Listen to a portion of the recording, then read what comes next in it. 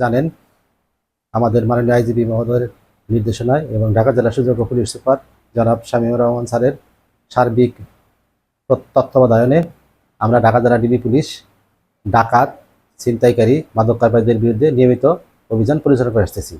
এরই ধারাবাহিকতায় গতকাল 14/7/2026 খ্রিস্টাব্দ আমরা একটা গোয়েন্দা তথ্যের ভিত্তিতে আশুলিয়া থানাধীন নবীনগর এলাকায় একটি অভিযান পরিচালনা করে একটি সংঘবদ্ধ ডাকাত দলের 9 জন সদস্য সহ এবং ডাকাতির সরঞ্জাম এবং একটা ভুয়া মাইক্রোকারি সহ তাদের গ্রেপ্তার করি।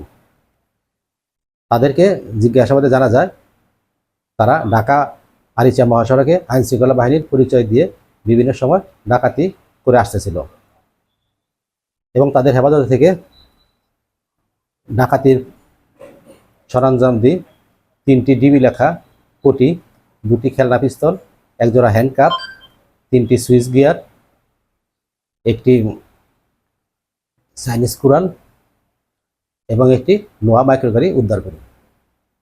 এই যে ডাকাত দলের সদস্য তাদেরকে পূর্বে কোনো ডাকাতি মামলা আছে কিনা বা ডাকাতি মামলা আছে কিনা তাদের?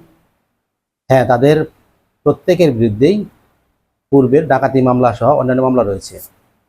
যেমন 1 নম্বর আসামি শামীম রেজার বিরুদ্ধে 2টি ডাকাতি মামলা, 2 নম্বর আসামি জাহাঙ্গীরের বিরুদ্ধে 5টি ডাকাতি মামলা, 3 নম্বর আসামি রাশেদের বিরুদ্ধে 4টি ডাকাতি সহ মোট 7টি মামলা, আসামি পলাশ এলাইস আপনের বিরুদ্ধে 5টি ডাকাতি সহ 6টি মামলা রয়েছে এবং অন্যান্যদের বিরুদ্ধেও ডাকাতি প্রস্তুতি সহ অন্যান্য মামলা রয়েছে। আসামিদেরকে 7 দিনের রিমান্ডের আবেদন সহ বিজ্ঞ আদালতে প্রেরণ করা হয়েছে।